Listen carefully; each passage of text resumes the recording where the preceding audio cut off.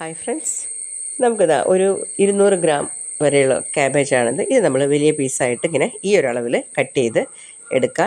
പിന്നെ നമ്മൾ ഇതിനകത്തോട്ട് ചേർത്ത് കൊടുക്കേണ്ടത് കിഴങ്ങാണ്. വലുതാണെങ്കിൽ ഒരെണ്ണം, ചെറുതാണെങ്കിൽ 2 എണ്ണം എടുക്കുക. അത് ഇതുപോലെ തന്നെ അരിഞ്ഞിട്ട് കൊടുക്കുക. പിന്നെ നമുക്ക് വേണ്ടത് ക്യാരറ്റാണ്. ക്യാരറ്റ് വലുതാണെങ്കിൽ ഒരെണ്ണം, അല്ലെങ്കിൽ ചെറുത്. ഇതൊരു 4 പേർക്കുള്ള തയ്യാറാക്കുന്ന ചപ്പാത്തിക്കുള്ള ഒരു കറിയാണ് കേട്ടോ. അതും ചേർത്ത് കൊടുക്കാം.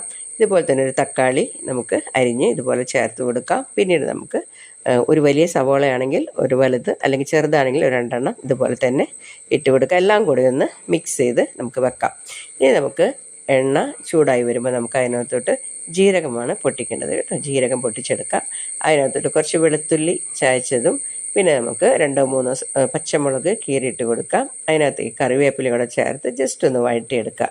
അതിനകത്തേക്ക് നമുക്ക് കുറച്ച് എരിവിനായിട്ടല്ല, ഇച്ചിരി നല്ല കളർ കിട്ടുന്നതിന് വേണ്ടി നമുക്ക് കുറച്ച് മുളക് പൊടിയും പിന്നെ നമുക്ക് മഞ്ഞൾപ്പൊടിയും ചേർത്ത് ഒന്ന് മൂപ്പിച്ചെടുക്കുക. എന്നിട്ട് അതിലേക്ക് നമ്മൾ അരിഞ്ഞു വെച്ചിരിക്കുന്ന ഈ വെജിറ്റബിൾസ് എല്ലാം നമുക്ക് ഇതിനകത്തോട്ട് ചേർത്ത് കൊടുക്കുക. നല്ലപോലെ ഒന്ന് മിക്സ് ചെയ്യുക. ആവശ്യത്തിനുള്ള ഉപ്പും കൂടെ ചേർത്ത് മിക്സ് ചെയ്തതിന് ശേഷം ഇത് അടച്ച് വെക്കുക. ഒരു 5 മിനിറ്റ് കഴിയുമ്പോൾ നമുക്ക് തുറക്കാം. നല്ലപോലെ ഒന്ന് ഇളക്കുക. ആവിയിൽ നല്ലപോലെ വെന്ത് വരും.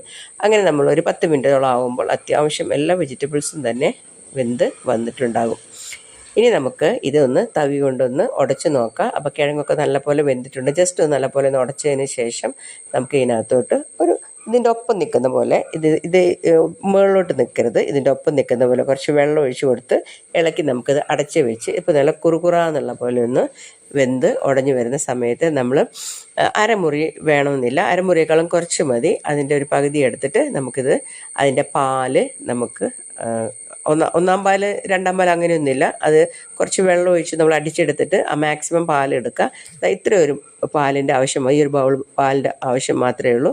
ആ തേങ്ങാപ്പാൽ നമുക്ക് ഇതിനകത്തോട്ട് ഒഴിച്ച് കൊടുത്ത് എല്ലാം കൂടെ മിക്സ് ചെയ്ത് ഗരം മസാല കൂടെ ചേർത്ത് നമുക്ക് ഇതിനെ 2-3 മിനിറ്റ് ആവിയിൽ വേവേണ്ട കാര്യം മാത്രമേ ഉള്ളൂ. എല്ലാം കൂടെ ഒന്ന് നല്ല പരുവാകുന്നതിന് വേണ്ടി മാത്രം കേട്ടോ.